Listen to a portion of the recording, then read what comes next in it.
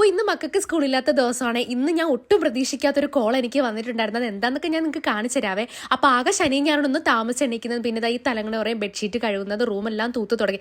തൂക്കുന്നത് എല്ലാ ദിവസവും തൂക്കും, തുടയ്ക്കുന്നത് ശനി ഞാനാണ് കേട്ടോ. അപ്പോൾ ഇതിനിടയിൽ ഈ ചെയ്തുകൊണ്ടിരിക്കുമ്പോൾ ഒരു 10,000 വട്ടം പിള്ളേർ അങ്ങോട്ടും ഇങ്ങോട്ടും നടക്കുമ്പോൾ എനിക്ക് ഇതുപോലൊരു ദേഷ്യമില്ല കേട്ടോ. അപ്പോൾ ആ സമയത്താണ് എനിക്കൊരു കോൾ വന്നത്. ഈ വീഡിയോ എടുത്തിട്ട് ഏകദേശം 1 മാസമായേ.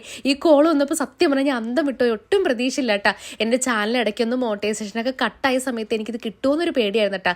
കേട്ട പാതി കേൾക്കാത്ത പാതി ഞാനും അവൾ റെഡിയായ വീട്ടിലെ ജോലിയെല്ലാം പാതി വഴി ഇട്ടിട്ടാണ് ഞങ്ങൾ ഇറങ്ങിയത്. അപ്പോൾ ഈ വീഡിയോ ഇടുന്നതിന് മുന്നേ തന്നെ ഞാൻ സാധനം എന്താണെന്ന് എല്ലാവരെയും കാണിച്ചിട്ടുണ്ടായിരുന്നു കേട്ടോ.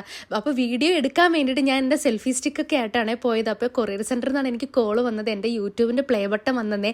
ഇത് സാധാരണ 1 ലക്ഷം സബ്സ്ക്രൈബർ ആകുമ്പോഴാണ് നമുക്കിത് കിട്ടുന്നത് കേട്ടോ. നമുക്ക് മെയിലൊക്കെ വരും, മെയിലെല്ലാം ഫില്ല് ചെയ്ത് കൊടുക്കുമ്പോഴാണ് നമുക്ക് ഈ പ്ലേ ബട്ടൺ കിട്ടുന്നത്. എന്ന് തന്നെ ഞങ്ങളൊരു ഓട്ടോമാമനെ വിളിച്ചിട്ട് അതെല്ലാം ഞാൻ ഒന്ന് സെറ്റ് ചെയ്ത് വെച്ചിട്ടുണ്ടായിരുന്നു. എനിക്കൊരു ചെറിയ നേർച്ച ഉണ്ടായിരുന്നു കേട്ടോ, ഒരു വട്ടം എണ്ണ അമ്പലത്തിൽ കൊടുത്തേക്കാന്ന്. താൻ പാതി ദൈവം പാതി എന്നല്ലേ. എനിക്ക് എപ്പോഴെങ്കിലും ലൈഫിൽ ഒരു സന്തോഷം വരുമ്പോൾ അതിലൊരു പകുതി 1 രൂപയാണെങ്കിലും എന്തെങ്കിലും ഒരു സാധനം ഞാൻ അമ്പലത്തിൽ കൊടുക്കാറുണ്ട്.